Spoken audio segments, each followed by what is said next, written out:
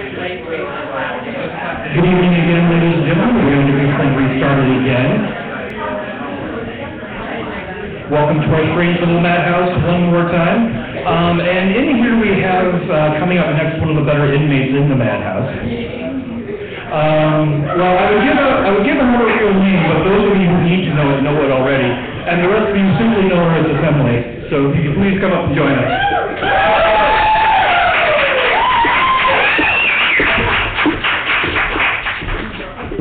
You people are too kind. Either that or the alcohol is working. If you can hear me in the bar, those work. I'll get you the rest of the shipment next week. Have I mentioned how strange it is to actually hear people call me by my alter ego, and then equally as strange for me to go, yes? Were many of you here to hear the origin story? I feel like a Marvel comic superhero or something having an origin story. Super villain. Yeah. I'm okay with it. I'm all right with that too. But no, Emily kind of came from a whole lot of crap going on, and how I had always wanted to act out, having been sent through a military summer camp, and White Gloves and Party Manners, and Cotillion, and it just didn't stick.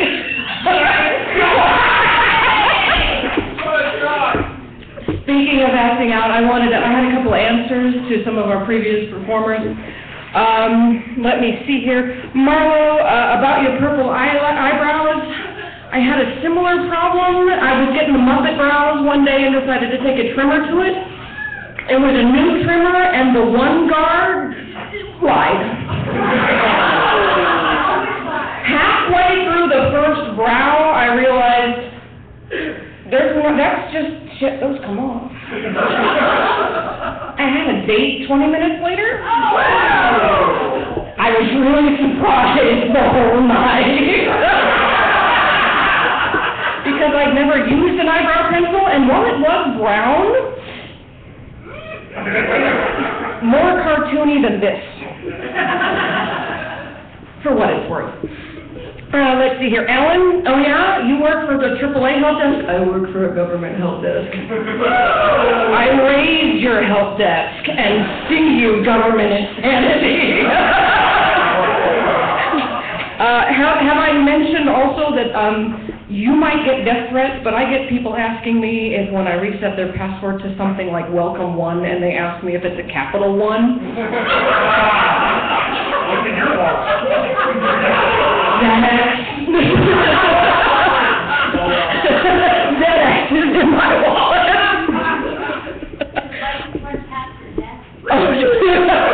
Funny you should ask, because I was just at Target the other day. Some of you who are friends of mine on Facebook know that my desk has some foam implements of torture. Target has more. They now have an axe and a katana.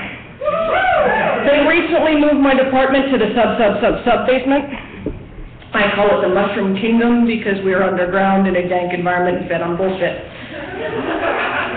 However, now my armory has a foam scimitar, a foam mace, a foam katana, and a foam axe. We are ready for Nerf war. And if any of those cockroaches that you could put a goddamn saddle on come riding home, we got this. Kind of related, did anybody see the bit in the paper about the rat in the courthouse? Did anybody other than me, the 4-legged one. Did anybody other than me just laugh? Good, I wasn't alone. Let's see, what else do I have? Speaking of government help desks, remember the cops we had in the other room? There's a very good chance that I've had to tell at least one of them, I'm sorry, I can't remote into your computer and fix your shit. Yeah, I talk with cops and firemen and elected officials all day. I'm kind of glad they never get to actually see me in person. Anyway, and speaking of boredom at 3 o'clock in the morning, I can also relate to that because we were so bored last week, knock on wood, that if we don't get anything because of this, we figured out that it is roughly 60 laps to the mile around the cubicle.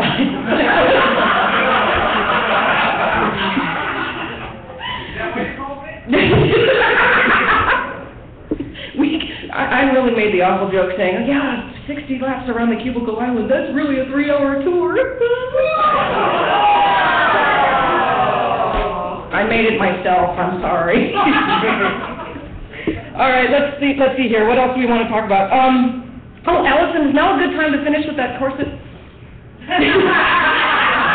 I'm pretty sure it would be a great show if I just put my foot right in the middle of your back, cinch. Allison asked me earlier if I'd help her cinch up her boobies, and I said I'd be happy to, so maybe if we can add to the show with a knee in the back. All right, let me get on to the meat of the show, because I'm sure Chris is eagerly awaiting this.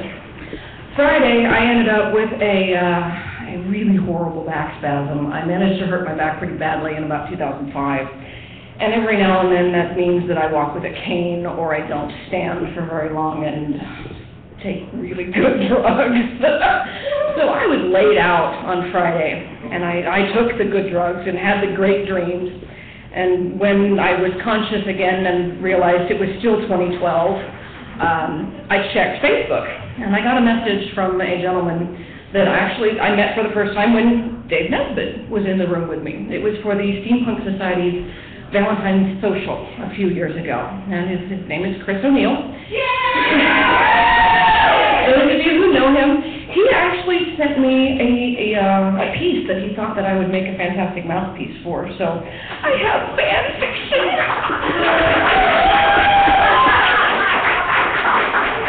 I'm so excited!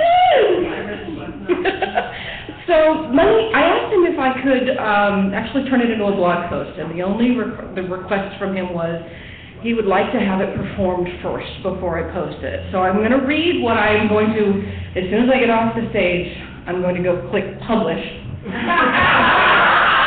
Because I'm our IT brat.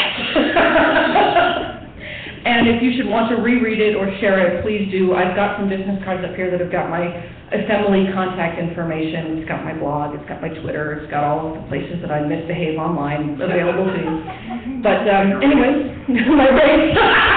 No, those are, by appointment only. Yes, there we go. Yes, thank you, call center here. So anyway, on with the show. When I think about fanfic, normally it involves some illicit romance between two characters that have no interest in each other outside of the original source material. However, today changed my opinion. After waking up to a back knotted tighter than a BDSM playroom swing, I gave the world a finger, took the good drugs, and went back to sleep. As a side note, I think that we have a running theme in tonight's show about BDSM because I am at least the second person to bring it up. This is why I love this group, because this is considered normal. Oh, let's see here. When I finally woke for good a few hours later and could manage to sit up without groaning or swearing, I checked my favorite social networking site. There I found a message from a gentleman I have only had the pleasure of sharing the same space with on roughly 2 occasions. Our very own samurai, Dave, was actually there to help facilitate the first meeting at the Valentine's Day Social for the Steampunk Society a couple of years ago. In this message, she tells me that he's written a spoken word piece that he thinks I could really give voice to, and asked if I'd be interested in reading it. Then, a few hours later, he sent the completed story on, asking if I'd let him know what I thought. Well, see, I had missed the original message because, drugs. But I responded to him as soon as I could, saying I am flattered and I would love to read it. This is what he sent along.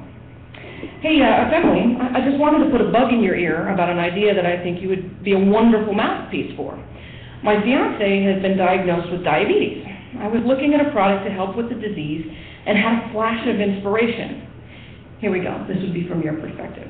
And I must apologize. This was written to sort of be a performance piece, and I wasn't able to get the props. So, I know. But, maybe another time. There's going to be another samurai show at the Slowdown. Maybe I'll have a chance to stop by the store and pick things up for that. Or I could just, borrow this piece from a certain someone in the audience. We talked about this Sunday. Okay, so I had an appointment with my doctor the other day. You know, the usual kind of checkup, you know, the ones where you hear, you may feel a slight pinch, or this may be a little cold. Frigid. After sitting in his office waiting room with this inane music on the speaker and listening to all the sniffles, coughs, hacks, and who knows what suffering, I finally get called in to see him. He's sitting there all dressed up in a white lab coat, yellow and blue striped tie bent to the side, leaning back in his chair. His penny loafer's on the desk, and he's chuckling at a joke from an old Details magazine. He puts it down as I come in. Please, have a seat. I plop down and look at him. I have your results here, and it isn't the best thing I ever get to tell a patient. I bite my lower lip and nod. You have type 2 diatritis. Diabetes? Type 2 fucking diabetes? I fucking love Jelly Donuts. You did not just tell me that. No, you have diatritis. Symptoms include going on tirades, haranguing on subjects in forms both abstract and concrete, among others. Have you been involved in any bitter or sharply abusive denunciations or attacks or even, God forbid, criticisms? No. Well, for about 6 months, I've been hanging out with these people at the pizza shop Collect. The pizza is never good for diatritis. It gets these notions of taste and fulfillments from a meal over and above the need for sustenance. So here's my prescription. You're going to have to take these insulin shots until you conform and stop deviating from our societal norms. Yeah, insulin. I loved it.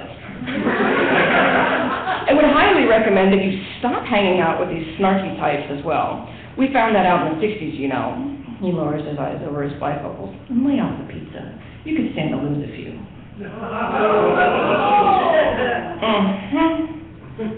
As my skin starts to get hot and my eyes dilate in rage, he leans back in his chair, the old spring just creaking and creaking and creaking.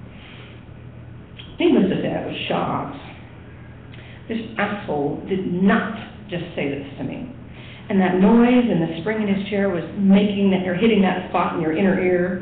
You know, that one that shuts off the part of your brain that tells you it's not okay to stab this fucker in the arm with that stupid fucking wooden duck decoy on his desk. Still leaning back with this smug look on his face, he says, the nurse will get you your pills for you on the way out, and we have some pamphlets for your dietary needs. That was it. Something broke, and all the steam that was in my head burst right out of my mouth. You know what? I have a recommendation for you. How long has it been since your last checkup? And you're about 50, yes? Should have done this earlier. My sponsor sweeping over to the desk.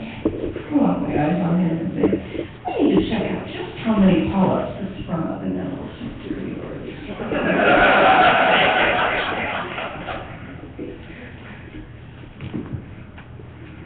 Apparently I should have fanned the paper too. I grabbed him by that Dilbert knockoff tie, throw that man over his desk, and reached back behind me and pulled this speculum out of the frickin' glass from my mahogany case. He had it, yeah. One of those. You know, open up and say, ah. He does, only it's a scream. Good enough for government work. I came really close and whispered a couple of sweet nothings in his ear. Can you tell me when my vagina needs to be opened up like that and your colon doesn't? Ratchet it up a little bit more. Could you tell me why giving men erections is more important than curing breast cancer? I crank it up another notch and dangle this pink ribbon that I pulled out of my hair over his face. If you hadn't been so busy figuring out what to sell us to get us sick so you could sell us a cure, maybe your condition wouldn't have progressed this far, doctor. I cranked it open just a wee bit more and tied a ribbon onto his ankle with it. His words, I love them. I think you're ready for my diagnosis, doctor. You have hypercriticalism. Now, that can have to deal with the endocrine gland, but in this case, it looks like the amount of interest you can draw from your integrity gland is directly proportionate to the faith you have in your oath contained in your hippocampus. You remember that oath, don't you, Doctor? The one you took at the beginning of your training? At this point, he begins crying, and I think, oh, hush, hush, keep it down, baby, we're almost done. Looks like we caught this just in time. Your case is about to go critical. And if I don't balance out your four humors, there will be an issue here. Your phlegm has you unemotional about it until now. Your black bile levels are up, which makes you so despondent. Your yellow bile has you bad-tempered, and the only thing that's going to help you be more courageous and hopeful is good old-fashioned bloodletting. Let me help you with that. He glances, his eyes go wide, and I see a bloom of icy sweat on his brow as I reach for the letter opener in his desk. Not long after, flipping the nurse with my prescription of birds, straight out of there, never to return. Do no harm, and his family will do no harm to you. Thank you, Chris.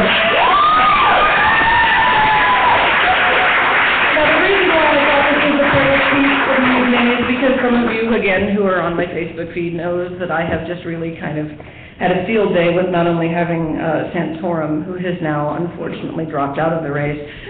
However, I cannot help but giggle. Well, We lost our winning boy. I know we did, but I still have enough giggles left over from seeing headlines that say he's pulled out of the race. That's going to last me a while. Well, because that's the only method of birth control he was for, you know? Thank you, Fox News. And if you don't clean up after, the Santorum just drops out. Alan Riggs, ladies and gentlemen. I don't think I got much more than that. So, again, I'd like to say thank you to the pizza shop for letting us come up here, or me specifically, come up here and talk dirty. I'd like to say thank you to my fellow samurai, and we hope to see everybody else at our next events. Like I said, we've got the Dreaming. We have got a couple more shows, which I'm sure we'll probably get in the cleanup after the show tonight. We've also, like everybody has been pimping, the Lydia House. If you got a couple extra bucks, they do a great thing. That's all I got. Next up, Chris Wick. What you talking about, Willis?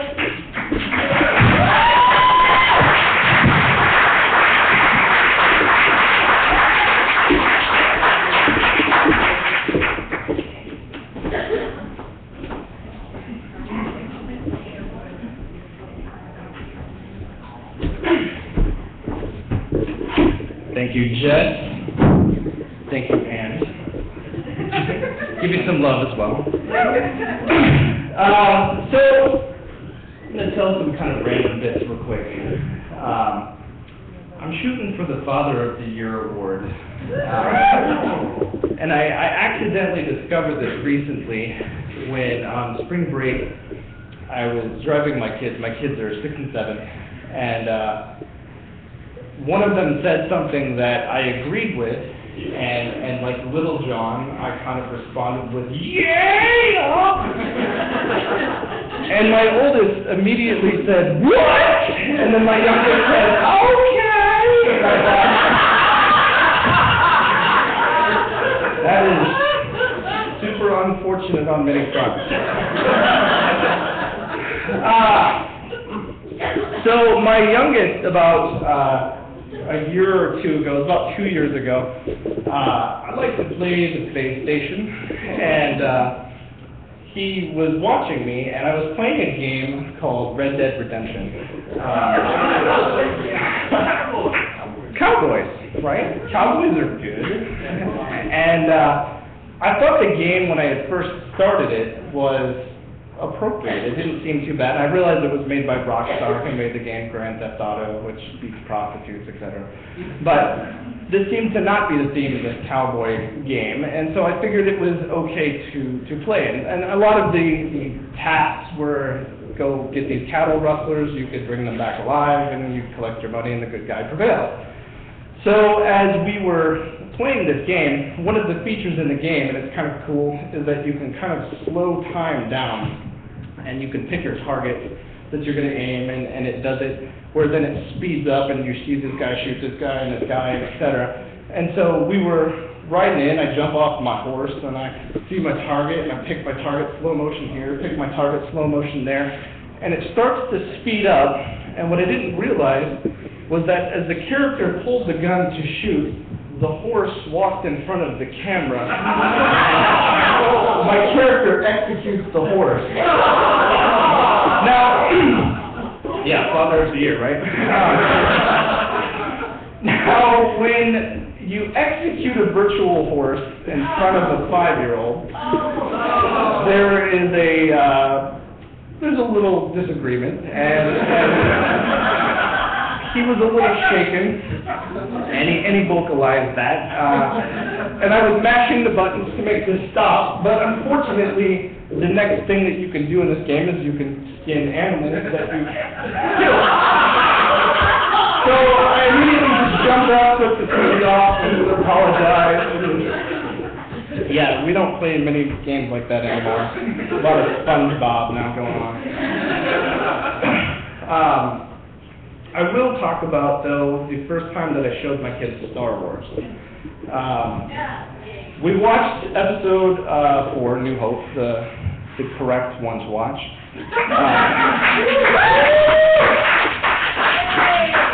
When I was a kid, Ewoks didn't blink, and we liked it.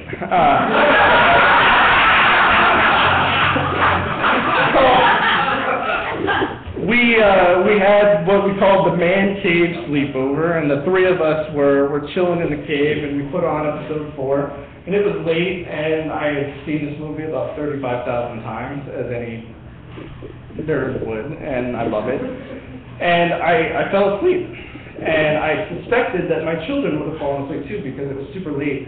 And I did wake up, and fortunately, I woke up right towards the end of the movie where they're doing the trench run, and I looked over, and both of my kids' eyes were about this big, staring at it, super intense, like, and I could see their physical anxiety starting to build up. And Han comes in and shoots Vader, knocks Vader out, and they throw on the torpedo hole, boom, Death Star blows up, and my youngest, spoiler, I didn't even think of that. Thanks. Yeah, he was a ghost at the end of the movie. So anyway, Death Star blows up. The youngest was overridden with such passion about what he saw, and it reminded me of that time that I saw that when I was a kid, that the kid stood up and he actually physically started crunking, like, and he couldn't stand it. And loved it, just absolutely just loved it, and you know, that's a testament to that, right? And it seems like, God, fuck, that guy just keeps releasing these movies where he's making the Ewoks blink and Jar Jar and the rest of that, and it's just painful, right? So we shouldn't fuck with it. Keep it original and keep it the way it was, because even the kids today, my kids, super love it as well. Same experience, by the way, Back to the Future, my oldest one, watching that DeLorean, and it's going like to 88, and you can see it coming up, and all of a sudden he's just like leaning in, and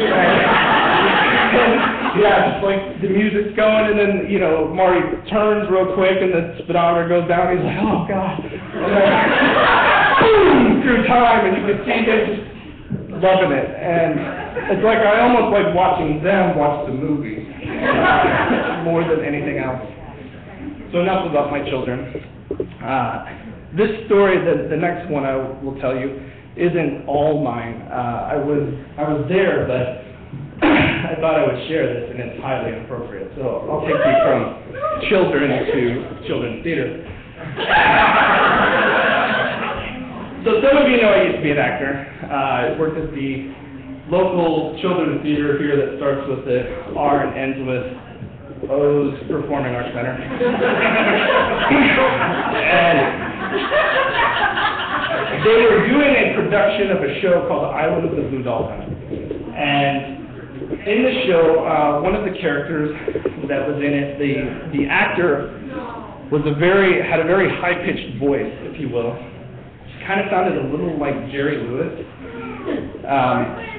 And his line that he was supposed to, was something about, well, we need to go and get the fish because I can't hunt. So, as many of you who are perceptive,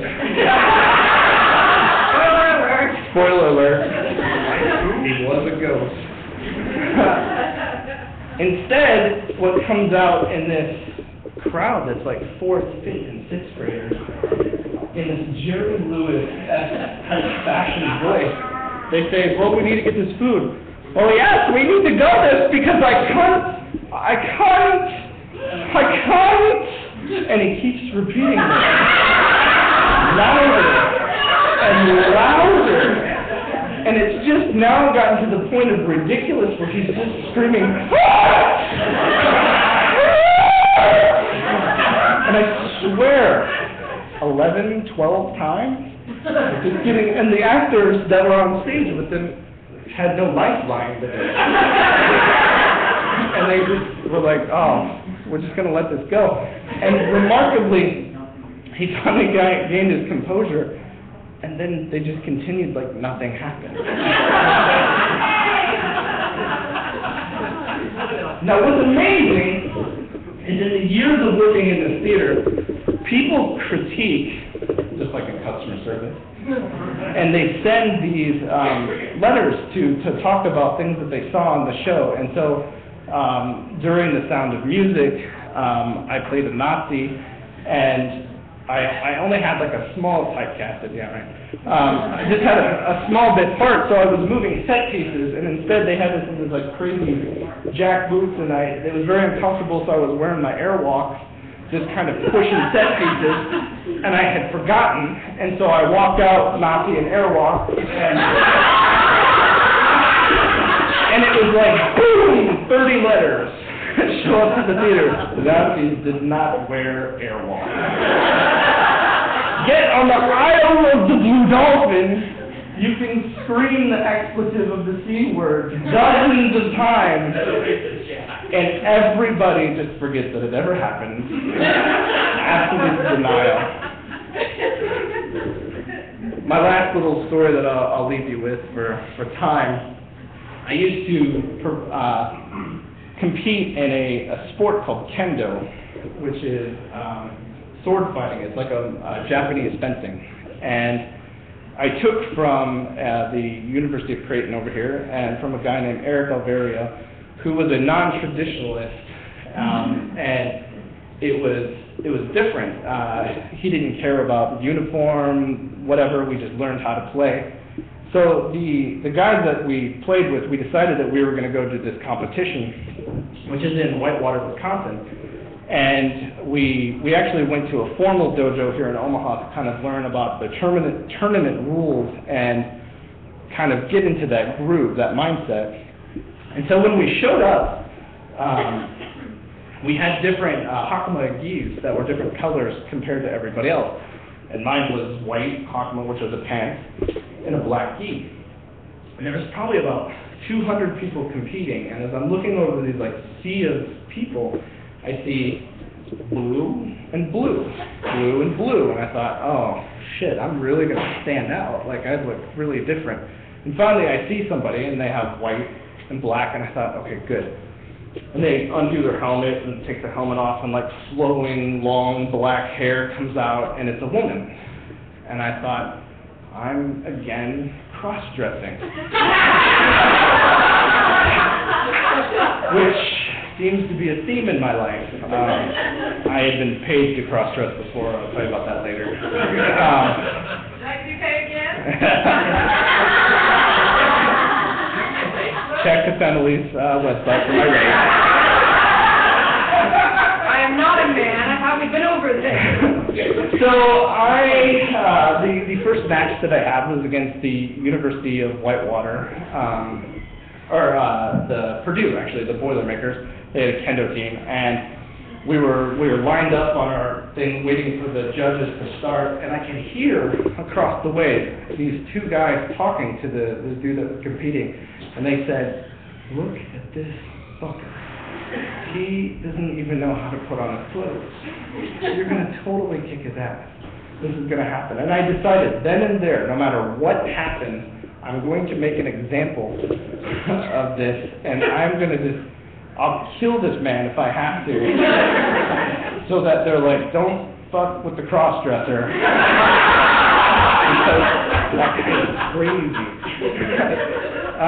Needless to say, I did really badly beat him, and since I was an actor, I did it with a little bit of a dramatic flair. I'm pretty sure he doesn't play kendo anymore, so I apologize to you if you are watching. That was uncalled for, but yes, exactly. So anyways, I will keep it short. Thank you for your time. Please donate to the Lydia House. And next we have Dave Nesbitt.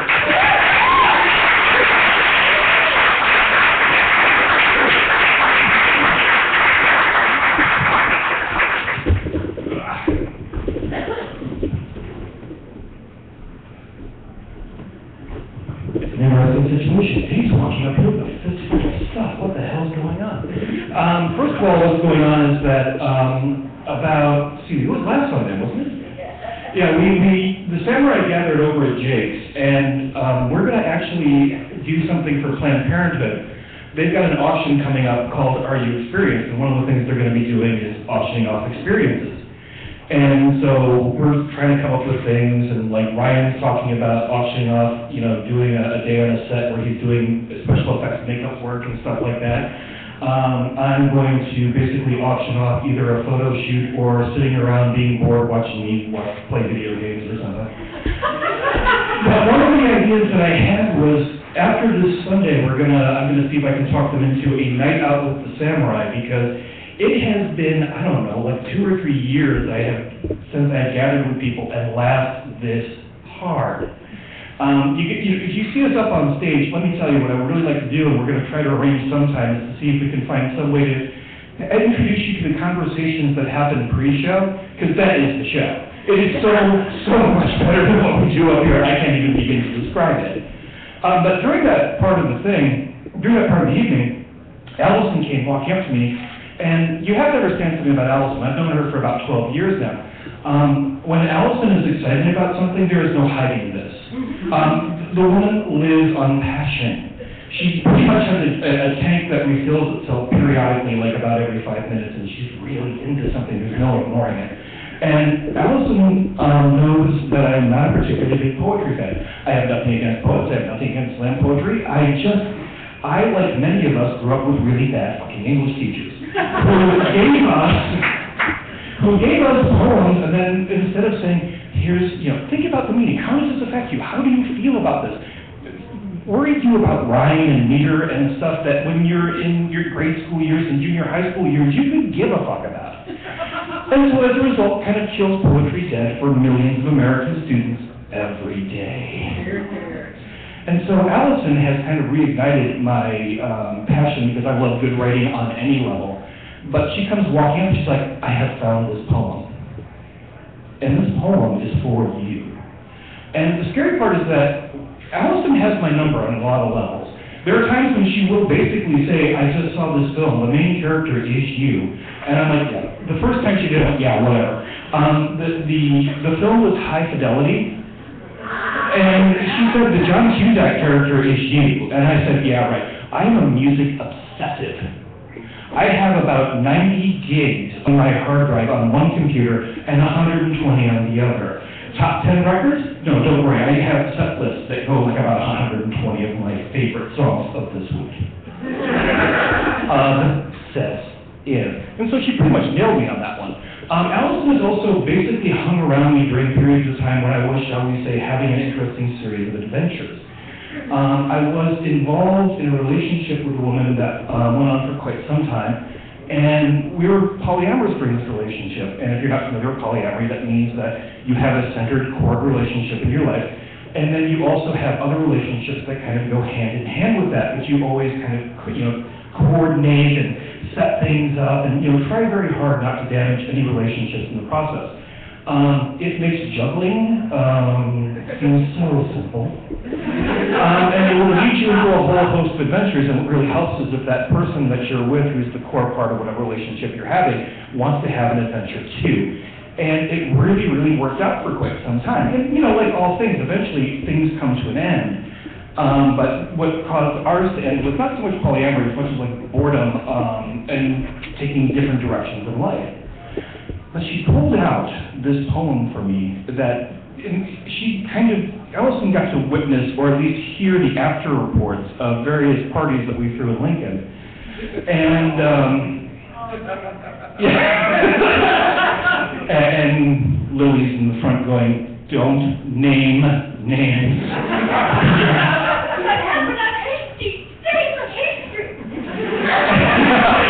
And actually, at least there's one line in here that you will remember involved an old roommate of yours. Now, the interesting thing about this is that when she showed me this poem, I read, oh my God, you're right. But please keep in mind, I was 2 scotches into the evening, and I'm kind of agreeable at that moment. And so I basically messaged her and said, could you please, make a copy of the poem? She said, oh my God, I'm on my way, but I brought the book. I said, okay, great. And so I kind of reread the poem, but I'm basically cold reading it now. So work with me on this, and when I'm done, I'm going to tell you the one line in here that there's like 3 or 4 lines that are specifically things that I have done, and I'm not necessarily bragging or proud about it. It's just sometimes you sit there and think, fuckers been following me. I'm looking behind bushes now. I don't know who this Hank Hyena guy is. I'm fucking laying it out. That's another day. Not following, videotaping. Duh. I never think of that. So, the poem is entitled, William, I Giggled with Your Girlfriend. Because I was high and she was high and you were bye out of town. William, we were both lonely without you. William, I kissed your lover's lips. I curled my paws around your hips. We cuddled on your couch because I'm your closest friend, William. I want to feel everything you feel in this world. William, I nibbled on her thin tongue next. My fingers scampered around her breast. William, we were stuffing a turkey together. That's when we got excited. William, when she borrowed my herpes lotion, I knew we had a dangerous connection. I want to point out that one was Where was it? Oh. William, I jollied with your dearest because I feared she was going to sleep with a creep. When you were out of town, I wanted her to be someone you can trust. William, the last bag of marijuana you sold me was crap, so you owe me $10. William, excuse me. Sometimes Lynn's very odd. William, I feel her near. She chewed my ear. I removed her pink brassiere. William, she rested against my shivering chest. She said you two had a quarrel. I said, I am ex-Catholic. Sex is best when it's immoral.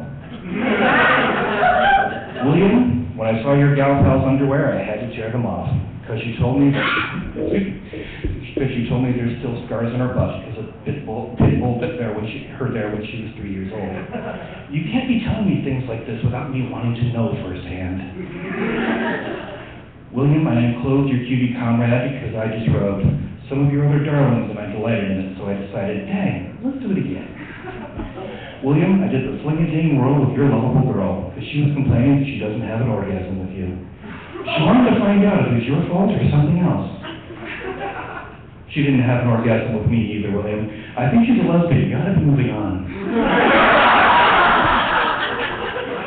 William, I savored the flavor of your fine friend because I had this sweetie named Stevie 7 years ago. Stevie said you were sexy. We spat about that when we split. You worked through that relationship, William, and for that one, you owe me. William, I don't know her very well. We're kind of awkward around each other.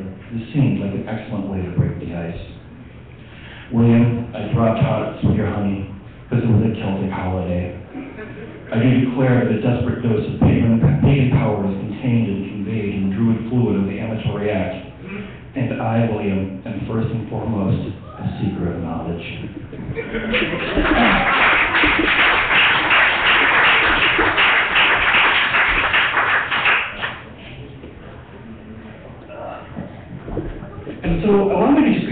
There's bizarre moments and like adventures.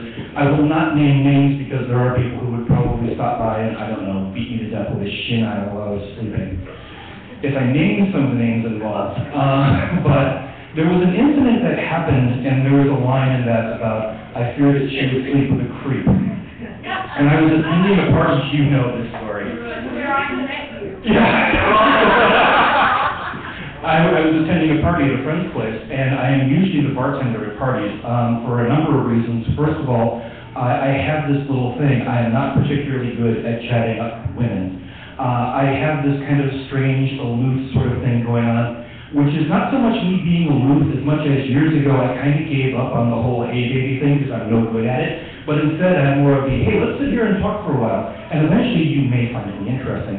Somehow, after, I don't know, 2-3 hours of hanging around the bar, it works. And so I was sitting front row center watching the show, which is the other great reason to be a bartender, because you always have the best seat at the party and you can move around a lot freer than most of the other people can. Oh, and also, when it comes to bars, alcohol, and liquor, I am so infinitely safer behind a bar than I am in front of it. I can hardly describe that. You give me half a bottle of scotch and things are going to get exciting. So, one of the hosts of the party basically told me, I have a friend of mine here, she's coming out of a really bad relationship, and just kind of help her, just be nice to her and kind of help her, feel a little bit better. I was like, okay, cool, I can do that. I'm a reasonably reassuring human being.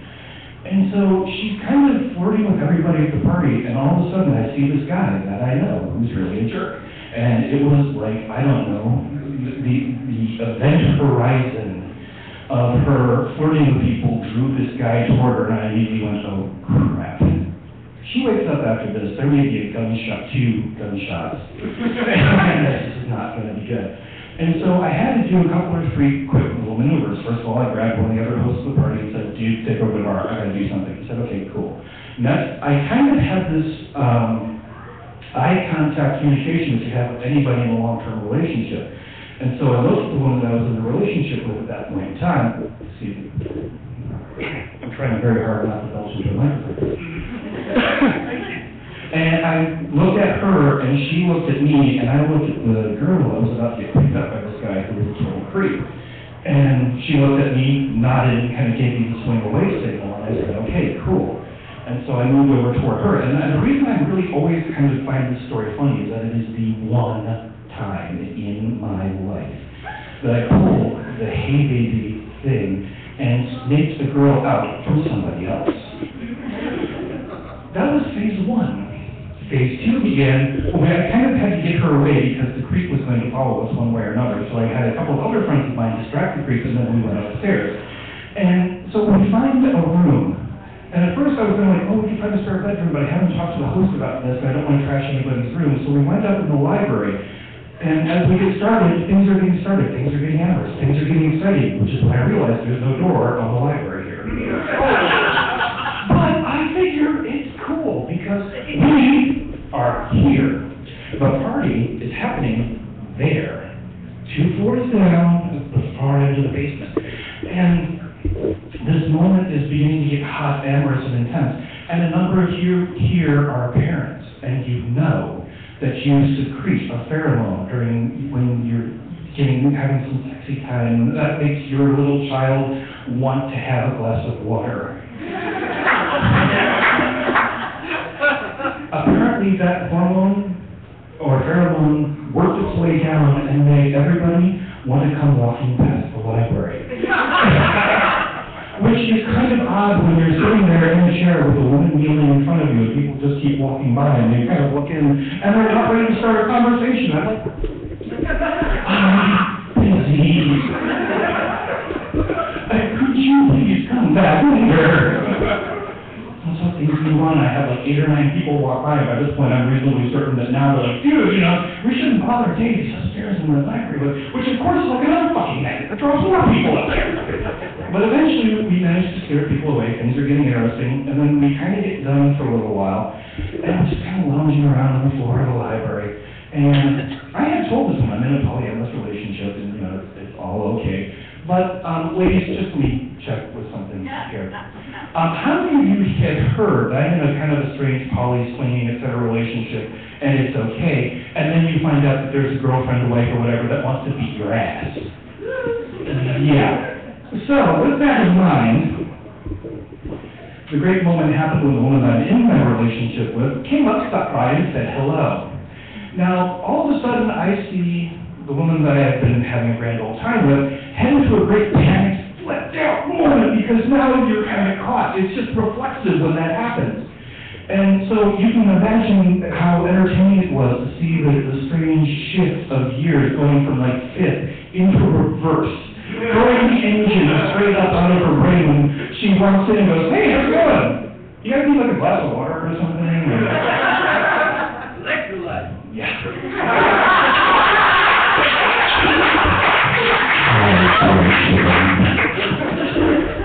And so that is like a strange example of the surreal elements of how my life can oftentimes go. Another one, and this is kind of the story that some of you have heard, that I've seen some new faces here, and I want to fill out a little bit more space. There are other surreal periods of time in my life and strange jobs that I've had. One of the strange jobs that I've had, in that case, I'm going to raise it and say I've got 2 minutes left, so this is a much longer story than that. I will wrap at this point.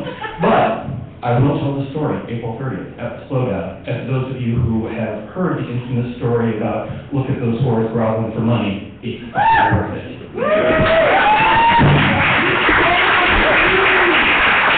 I was about to ask that story because I was thinking out with it. You're going to be mean, cruel, and she's going to fuck me up later.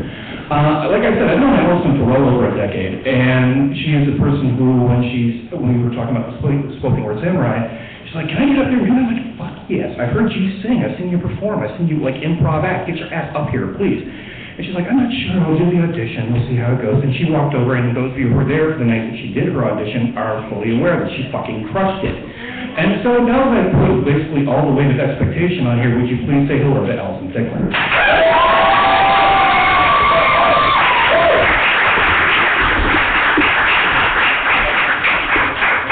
Awesome, thanks, Dave.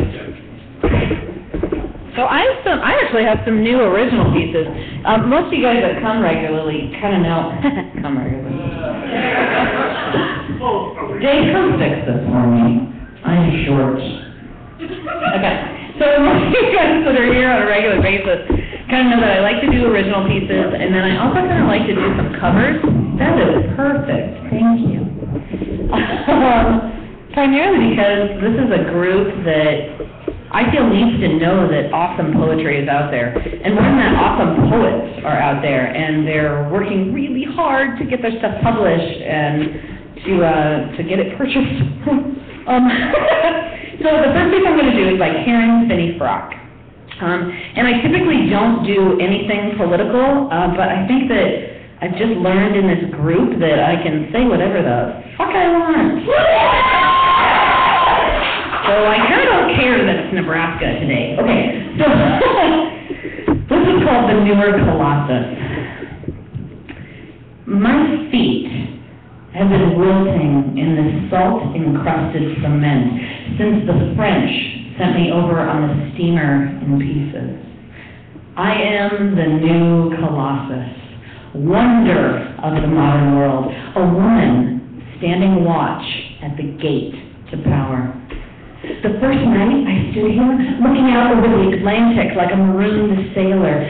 Plaster fell from my lips, parting, and I said, "Give me you're tired, you're poor," like a woman would say it.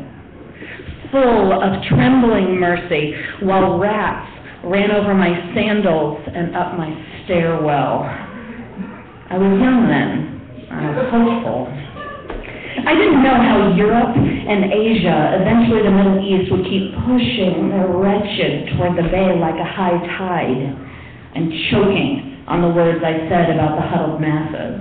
They huddle on rafts leaving Cuba, and we turn them back. They huddle in sweltering truck backs crossing the desert, and we arrest them. I heard about a container ship where 3 Chinese hopefuls died from lack of oxygen, pretending to be dish rags for our dollar stores. How can we not have room for them? We still have room for golf courses. We still put swimming pools in our backyards and drive around with our back seats empty. I'm America's first liar. Forget about George Washington. My hypocrisy makes me want to plant my dead face in the waves. The ocean reeks of fishing tourism. My optimist heart corrodes in the salt wind. Give me your merchandise, I should say. Give me your coffee beans. Give me your bananas and avocados. Give me your rice. We turn our farmland into strip malls. Give me things to sell in our strip malls. Give me your ethnic cuisine, your cheaply made plastics. Give me, by trembling boatload, your Japanese cars. Give me your oil, not so I can light my lamp with it, but to drool it from the thirsty lips of our lawnmowers. Give me your jealousy, your yearning to crawl inside my hollow bones and sleep in my skin made of copper. Look, over there's New York. Doesn't it glow like the cherry end of a cigarette? Like a nebula from the blackness of space out here in the harbor. Wait with me. Watch it pulse like a hungry lion until morning. I should tell you to enjoy it from here. You will never be allowed to come in.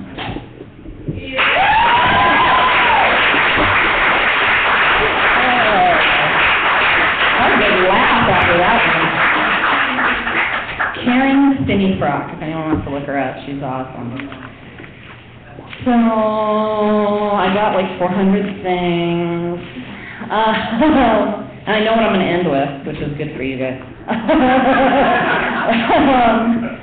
Okay, this is a really awesome poem by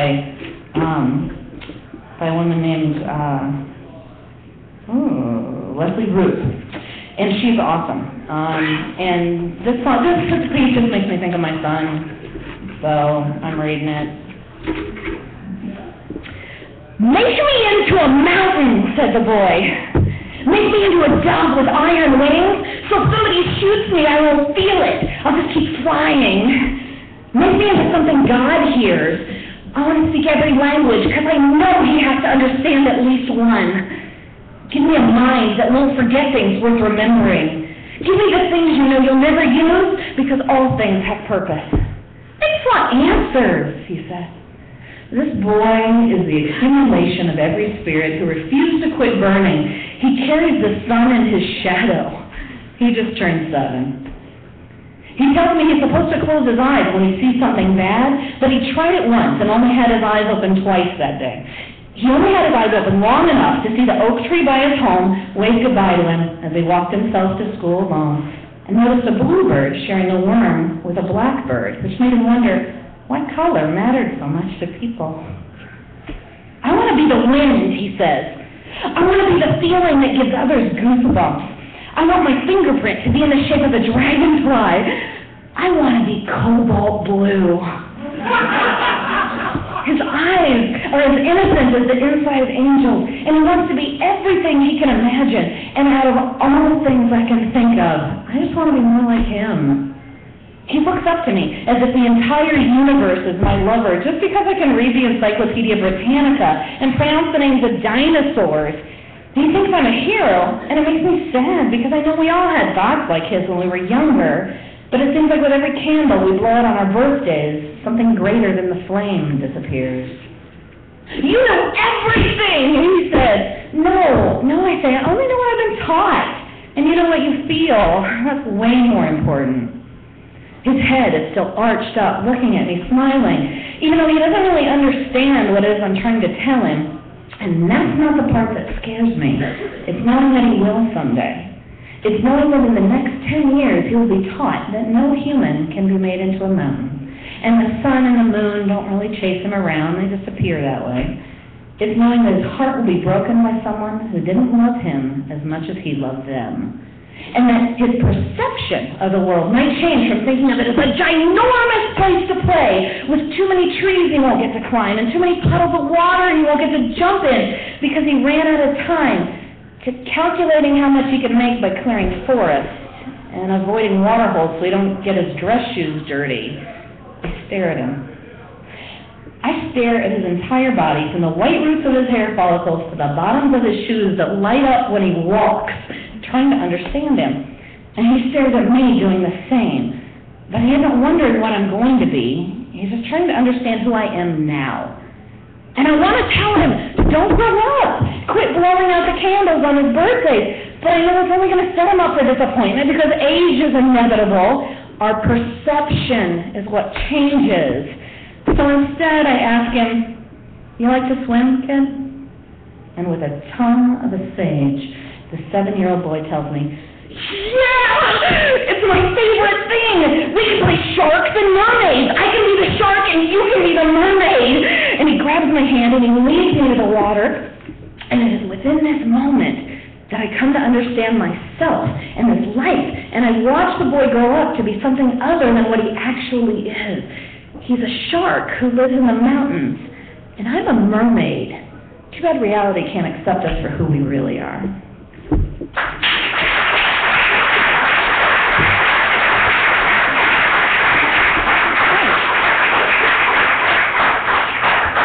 All right, I'm going to do one more cover tonight before I do my new original piece. And frankly, I've done a lot of covers that I really like here. So some of you guys have heard, I've got an option if anyone's interested in voting. I've got one about love. Does it look like that? No, but it's really awesome. And I've got another one that's by Shane Howley, it's called Wile E. Coyote. So,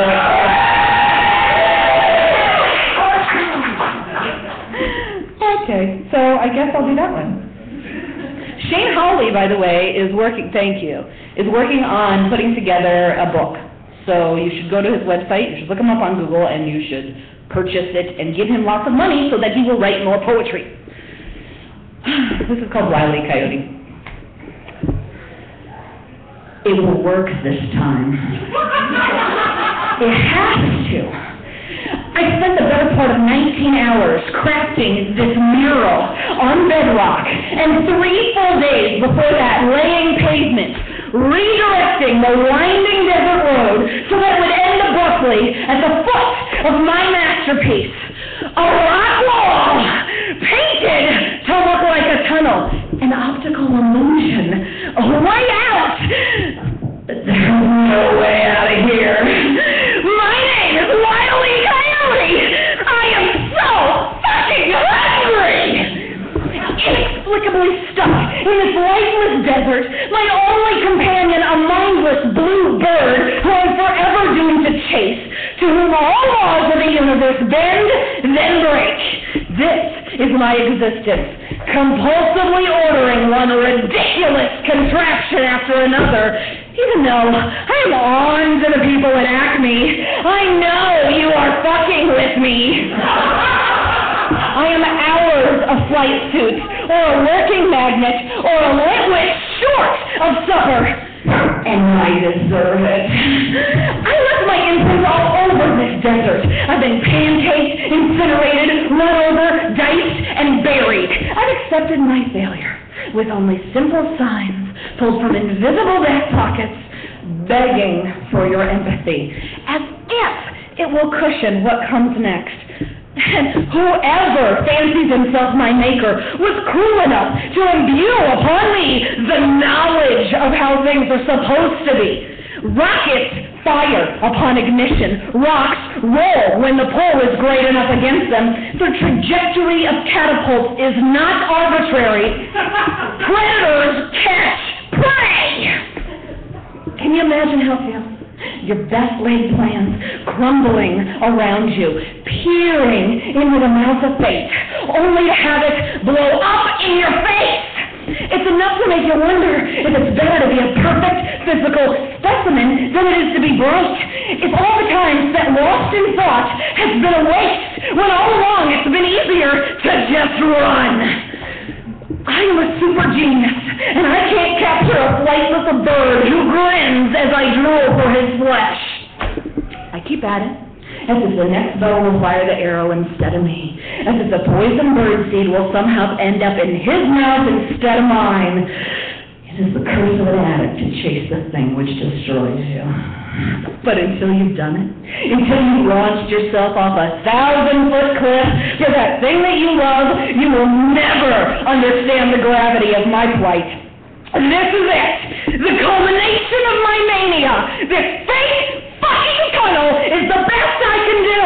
And when the dust settles, I will stand firmly on red sand, his broken blue neck clenched between my teeth. This time, it will work. It has to.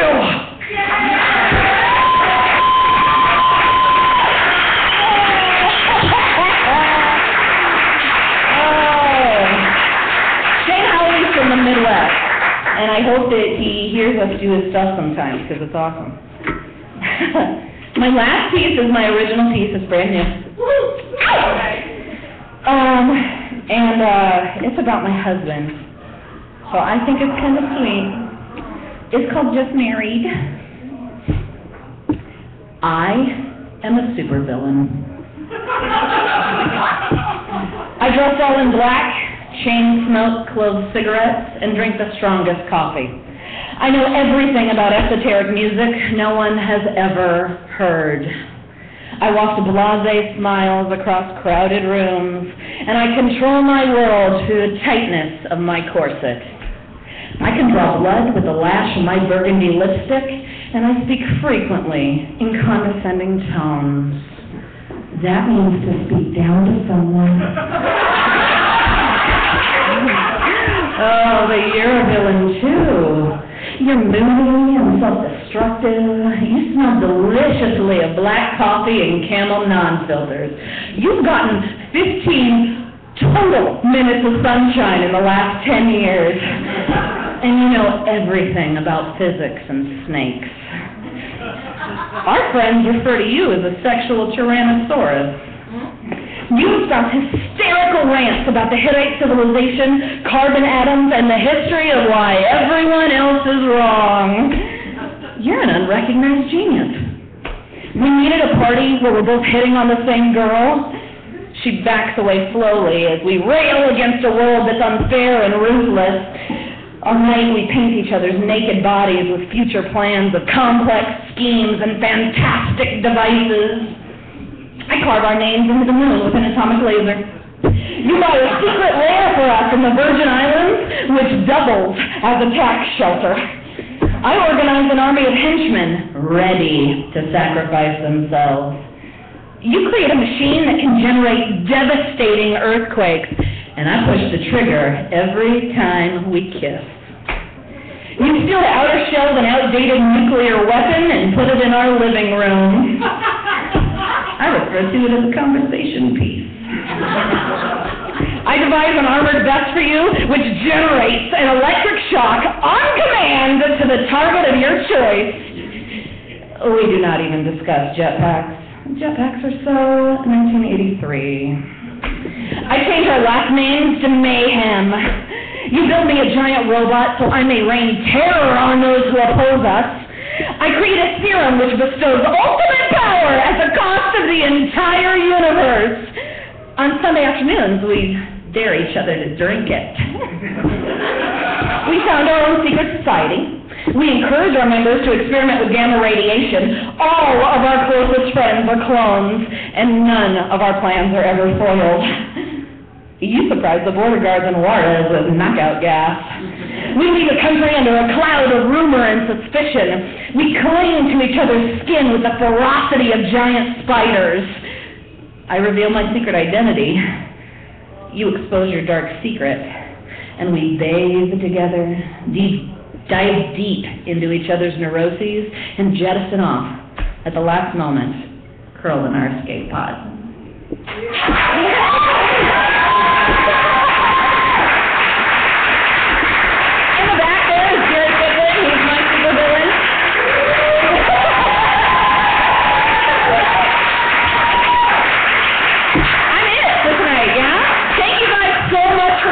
Be sure to give tons of money to the Lydia House. I think Dave has a couple things to say.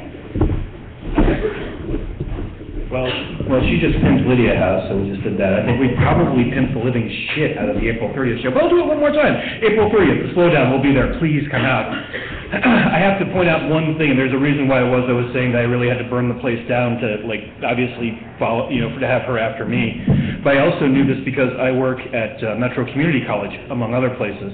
And I bumped into a student out there, and we got into performances and such, and we started talking about the spoken word shows we do here. And he was like, "Dude, I was at a spoken word show at the Pizza Shop Collective, and there was this lady there, and she did this awesome poem about Wile E. Coyote."